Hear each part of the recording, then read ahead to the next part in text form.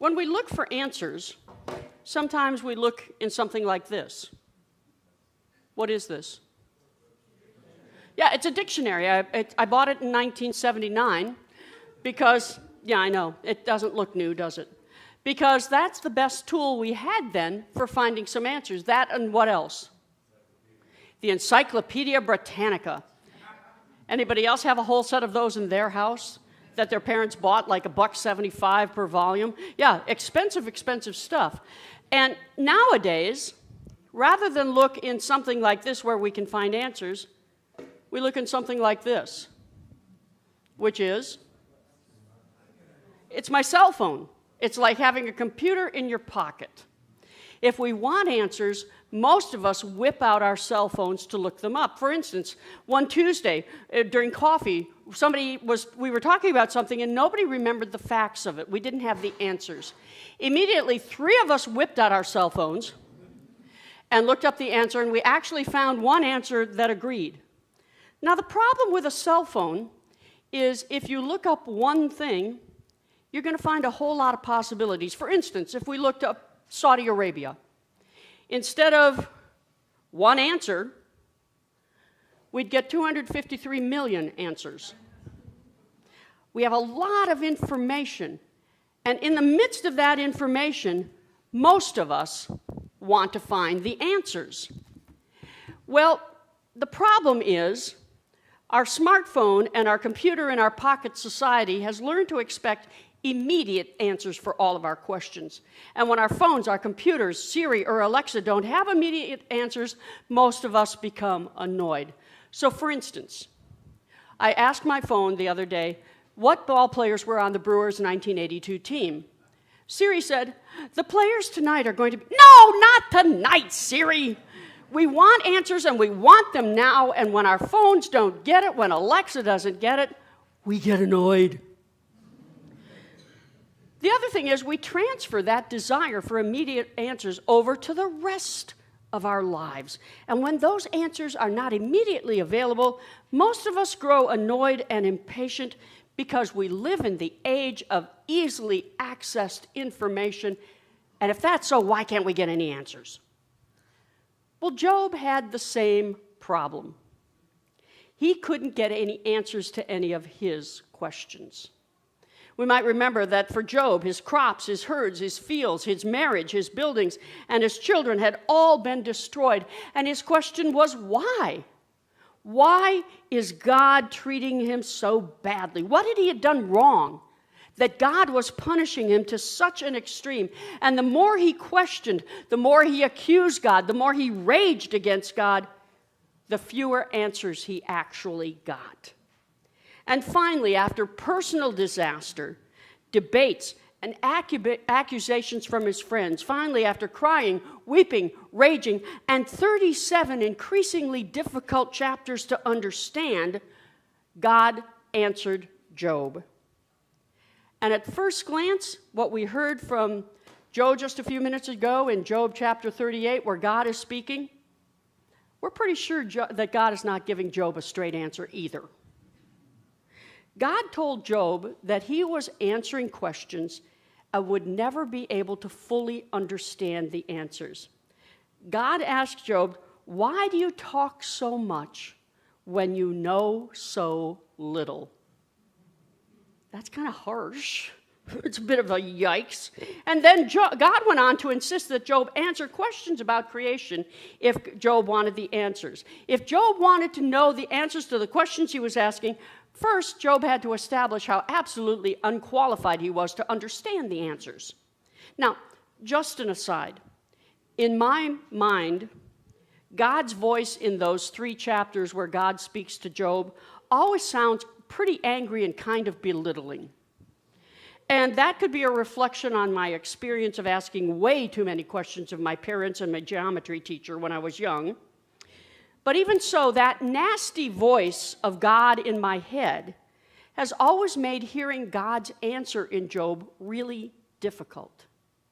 So if anybody else hears God's voice as kind of angry, kind of nasty, kind of belittling, I invite us all to hear God's voice as more of a kind, gentle, and warm kindergarten teacher.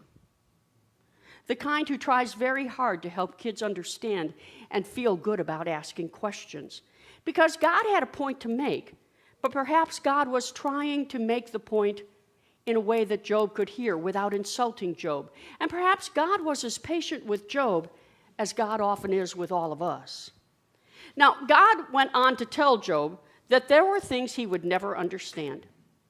Job would never understand the physics of creation.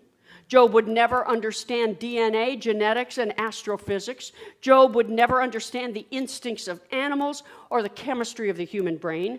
Job would never be able to grow a body part in a lab. Job would never understand what was needed to make the world, plants, animals, and humankind operate. Therefore, Job could ask questions, but Job would never entirely understand the answers. Now, most of the things that I mentioned that Job would never understand are things that our scientists, our physicists, our theologians, our medical researchers, our astrophysicists are trying to understand, and we've got a lot of answers. But the great thing about science is the more we do to get answers, the more questions we find. And the more questions we find, the more we look for answers. And the more we find answers, the more questions we find. In other words, we can understand a whole lot.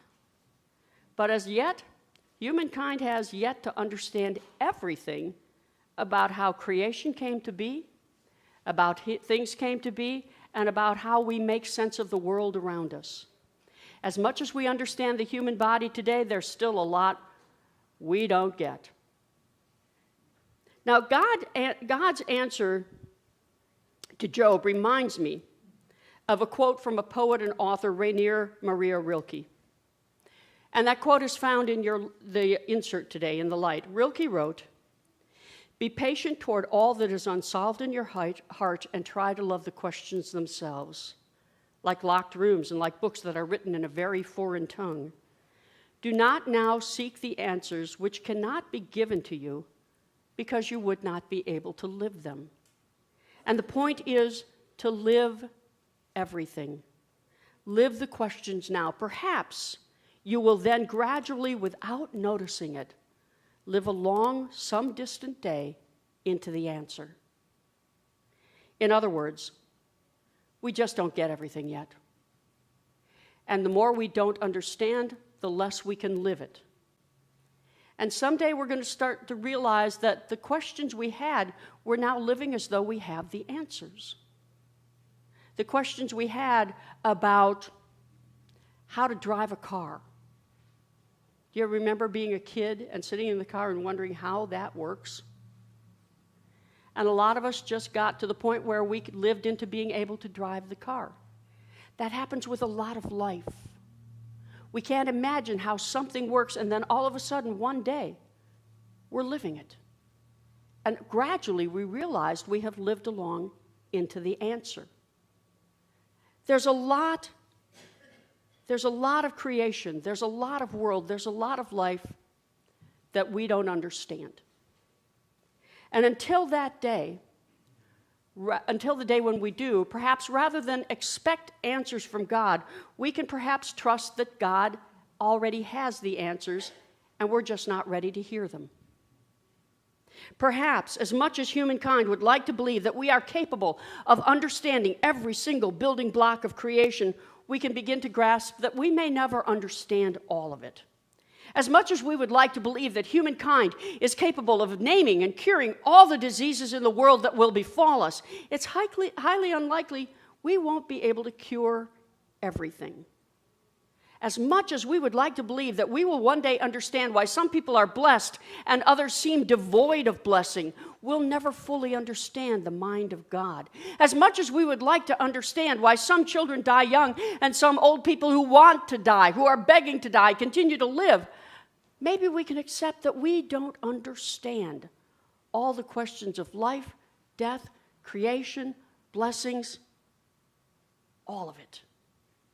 And rather than be frustrated by the answers that we can't understand anyway, perhaps God is saying, rather than look for the answers, maybe we should get to know each other. Rather than look for the answers, maybe you can start to tell me, just as Job did, those things that are frustrating, those things over which you're disappointed, those things over which you are incredibly sad, those things you question, those doubts you have, those fears you have, those desires that you have. Perhaps, instead of looking for answers, you can tell me about yourself. And in the process, perhaps we can start to develop a much closer connection. Because the day we look to God for answers rather than a connection is the day we treat God like an arranged marriage. An arranged marriage where you never sit down and talk and get to know each other. You may be able to be civil toward each other, but you'll never have that connection that God wants to have with us. Instead, God and humankind is like an arranged marriage where each person sits down and says, now tell me about yourself.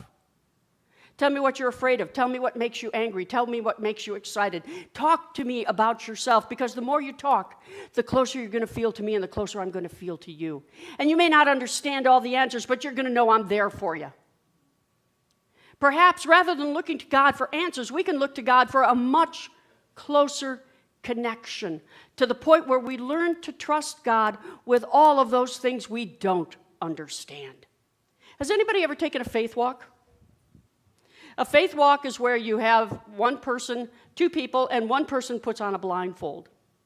And the other person leads them through a maze, through an obstacle, explaining to them where to go and how to get there. Now, what I love about doing faith walks with middle school kids is invariably the boys will lead each other into all of the barriers.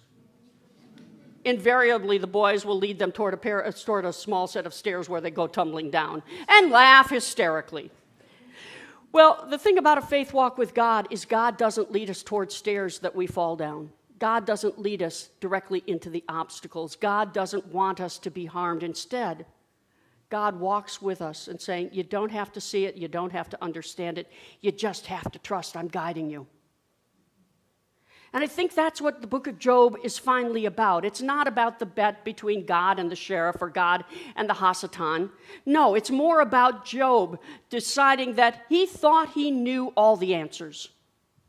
He started the 42 chapters thinking, I know how to do this, and discovered that he didn't know as much as he thought he did. And rather than just pack up his stuff and go home, well, frankly, he didn't have a home at that point, but rather than pack up his stuff and say, okay, I'm done with you, God, he said, okay, God, I don't get it. I'm upset. I'm hurt. I'm angry. I don't know why you're doing this. Why aren't you talking to me? And then God could speak. And as a result, Job came through with a much deeper faith, a much closer connection with God. And perhaps that, after all, is the point of the book of Job. We will never fully understand what's going on in our lives.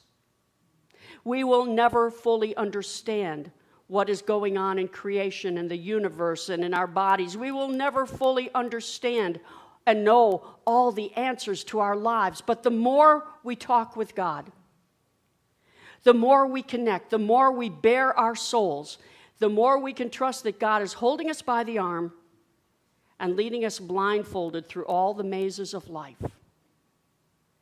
The more we can grow close to God. And perhaps a deeper faith is the point of the whole thing.